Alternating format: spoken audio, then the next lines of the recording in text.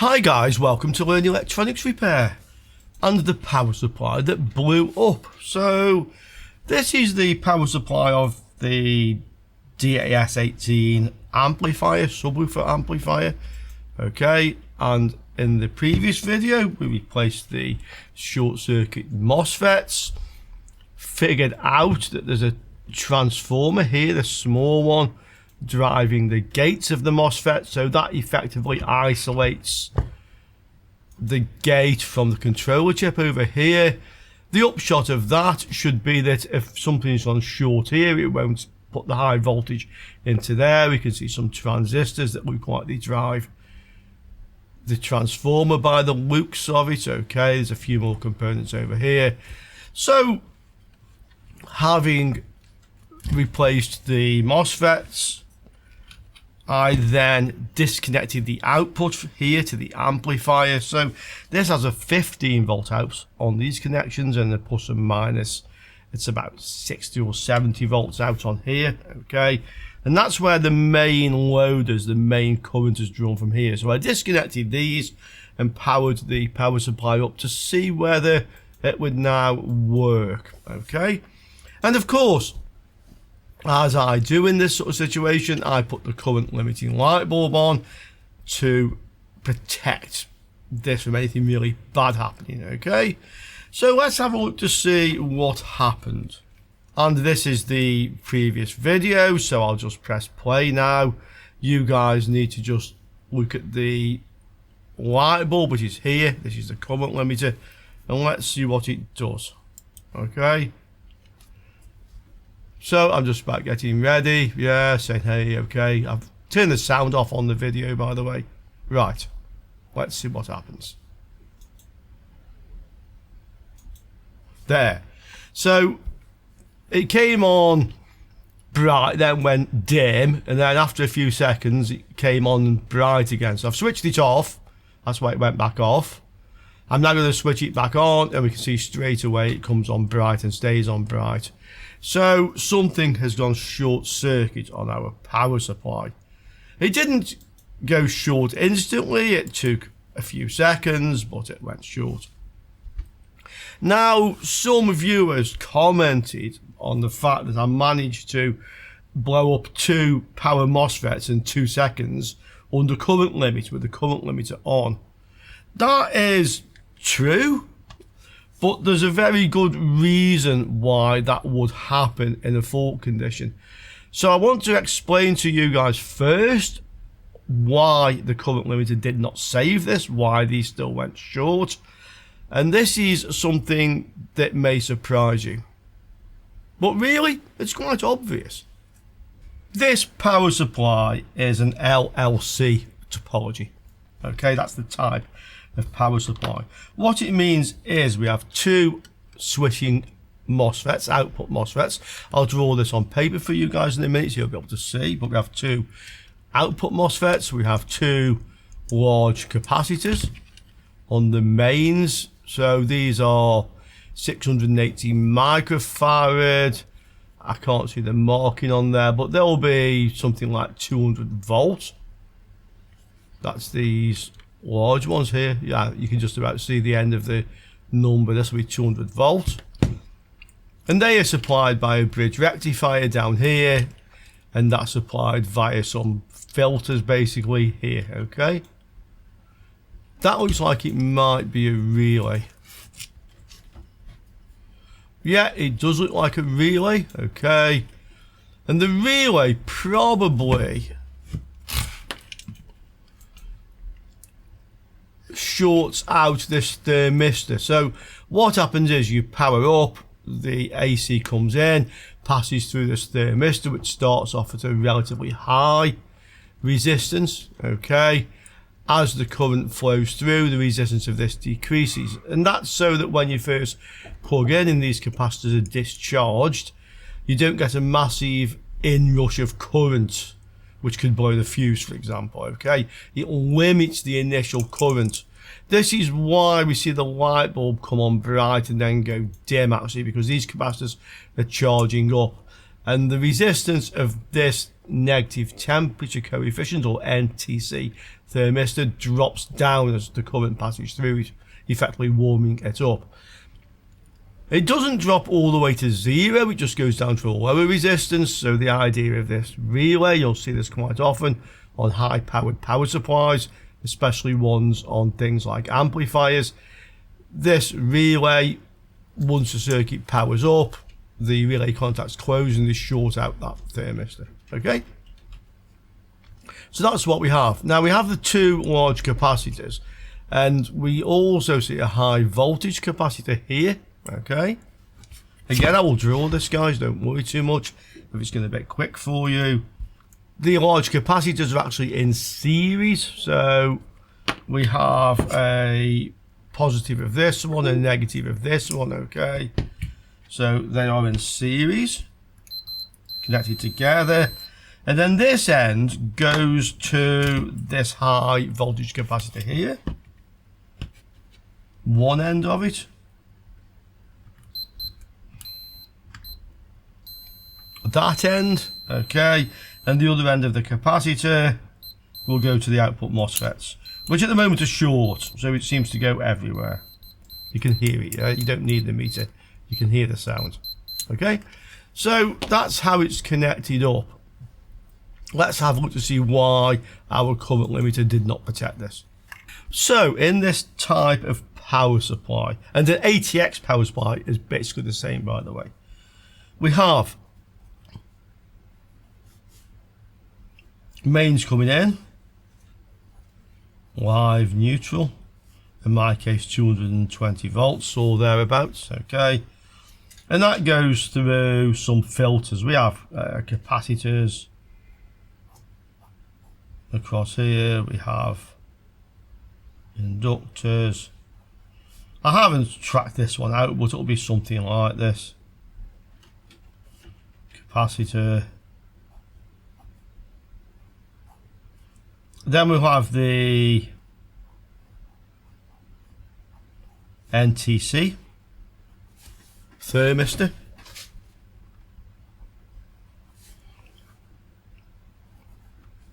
And we'll have the bridge rectifier. I won't draw the full symbol. AC, AC, plus, minus, okay? That relay I mentioned, by the way, connects across here. So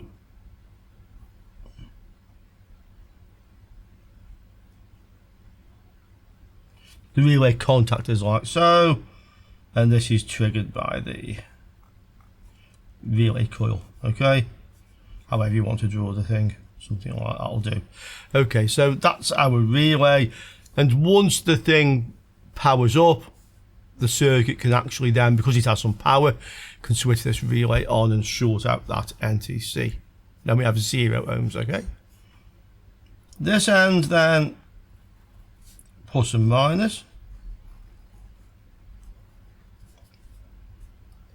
goes to our large smoothing capacitors, and there's 2 of them in series. Okay, so here's one, here's the other one, connected like so, and these were 680 microfarads each. Okay, and they were 200 volts. When you connect 2 capacitors like this, by the way, in series, the total voltage, maximum voltage, is that plus that, so it's 400 is the maximum working voltage, and the total capacitance is half of this, so it's half of 680, which is 240 microfarads. That's what we actually have the equivalent of. Okay, this charges up to about 320 volts on my mains voltage, and then we have the MOSFETs, the switching MOSFETs. These are the ones that blew up.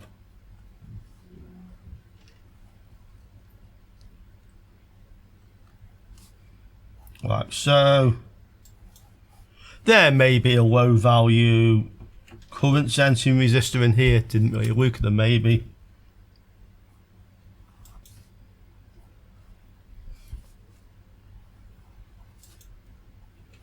And the gates of these are driven in some manner or other. May not be exactly like that, but something in some manner or other from the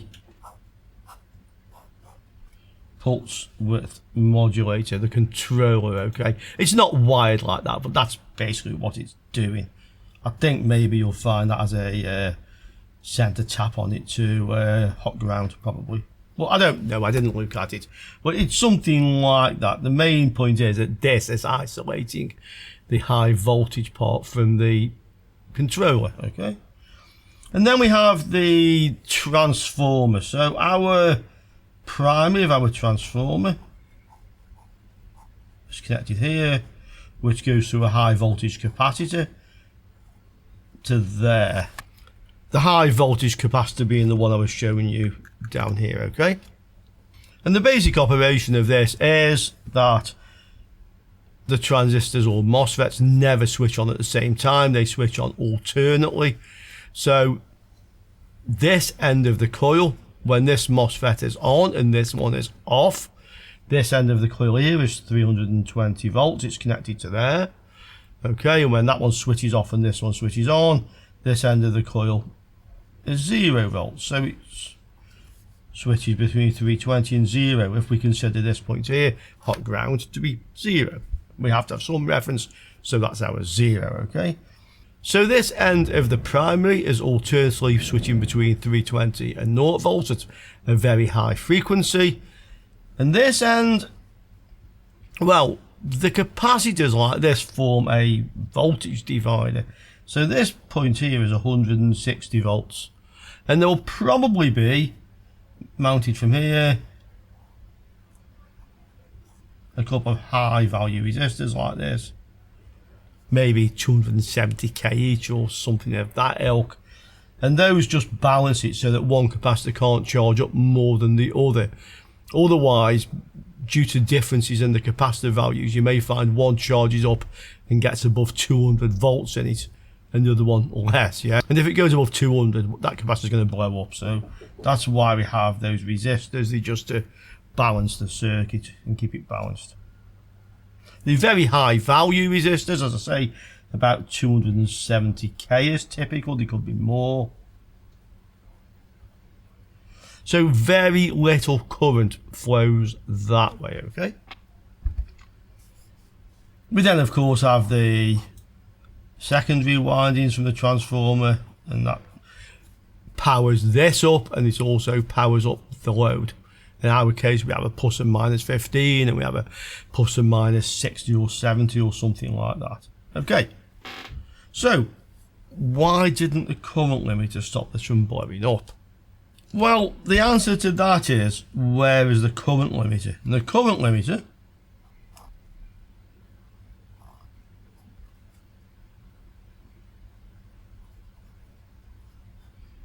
my piece of broccoli light bulb is there, okay?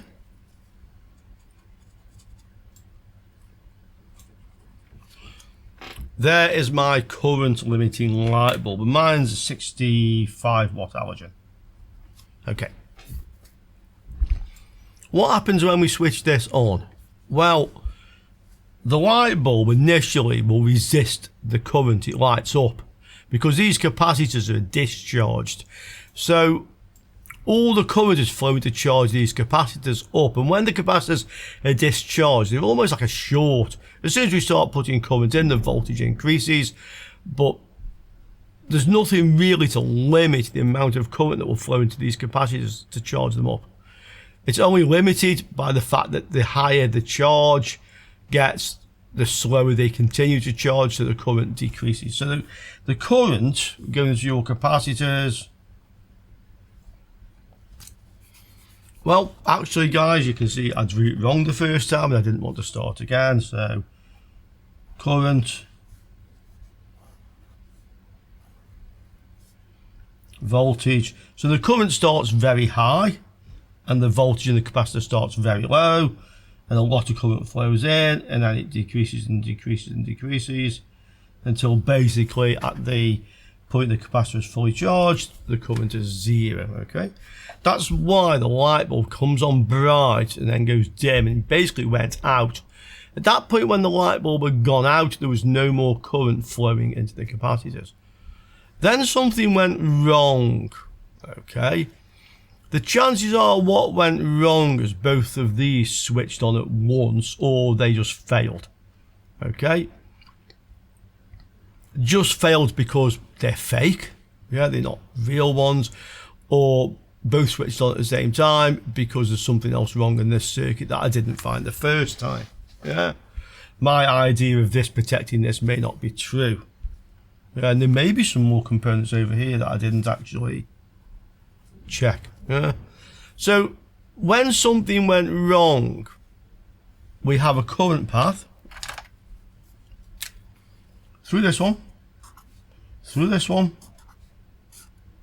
to ground. So effectively shorting the 320 to hot ground. Why do we not have a current path that way? Well, as a transient we do, because the capacitor will pass AC, yeah? But bear in mind that the AC current path is like instantaneous, it's not continuous, and anyway there's no short through here or through here, specifically here, so the current can't flow down that way and through here, okay? Can't go that way, or not any appreciable amount. So the current must have gone straight through here. The MOSFETs went short. Why did the current get to such a point that the MOSFETs went short? Because this light bulb was supposed to be protecting them and limiting the maximum current, well, effectively to the 65 watts of power, watts being voltage times current, okay? Well, the reason being is this. We have two very large capacitors, fully charged. Yeah? When this goes short, what will happen to the charge in the capacitors? Well, the capacitor, when you short a capacitor, it will discharge, and usually with a flash, sparks. It will discharge. And where's the discharge current going to go? Straight through here, and through here, to there, okay? Where's the current limiter? What's limiting that? Nothing, is there? Nothing. There's nothing limiting the current through the MOSFETs when it went wrong. So this light bulb is not going to help us.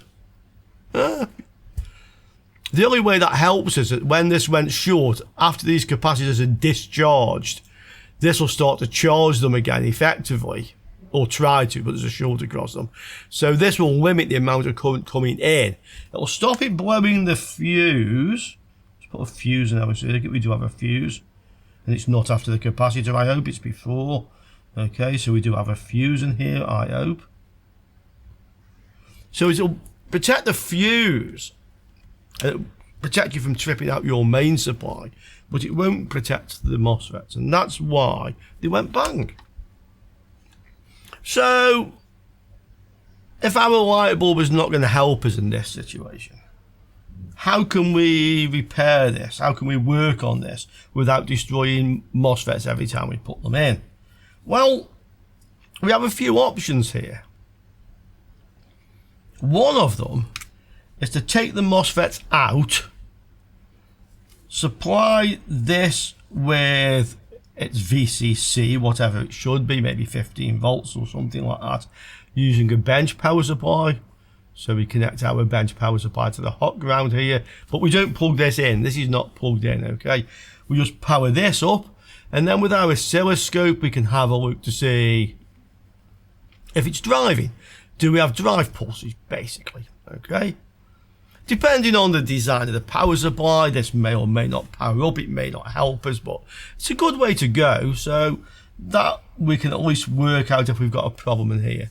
Of course, we can also look for components around here to see, is there something we missed that's faulty, and that's why it blew up, like, was one of the gates floating, okay? So that's one way we can go, is to take the MOSFETs out and power this part of the power supply up. But sooner or later, we're going to have to come to a point where we think everything is okay. and we're going to put MOSFETs back in. Okay, now when we get to this point, we could, if we have a power supply, bench power supply that goes up to 60 volts at 5 amps, we could leave this unplugged. We could stick one power supply across here, 60 volts, or two power supplies in series, give us 60 volts maybe. Maybe have something that goes a bit higher than that. But we can connect one power supply between here and here with about 60 volts, and we can connect another power supply between here and here at whatever VCC is. And we can put a current limit on our power supply, so that if something is wrong, we won't get a huge current flowing through these MOSFETs. It may even power up in this situation, possibly giving a low output voltage, but it may well actually power up enough to see that the thing is actually working. But what if we don't have more than one bench power supply? Well, what we can do then is take our light bulb, okay,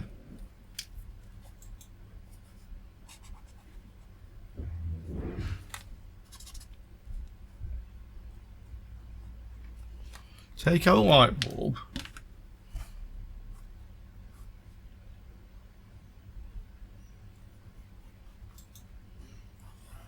and connect it here. Okay.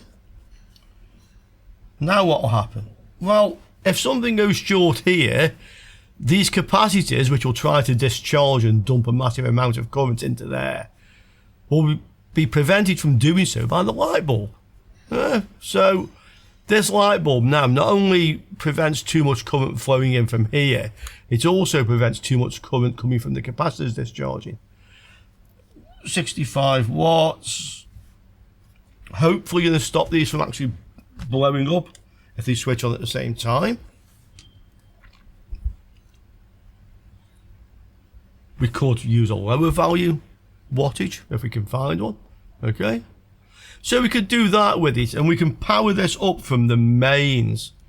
And if we power it up from the mains with the light bulb in here, probably the VCC from here will be generated as it should be via whatever circuit from here. Okay, it may not be, because if this isn't running, remember one of these secondary windings also supplies that, so it may not be, but we could put a light bulb here, and if we have a bench power supply that's isolated from the ground, not earthed, we can still connect a bench power supply from here to here.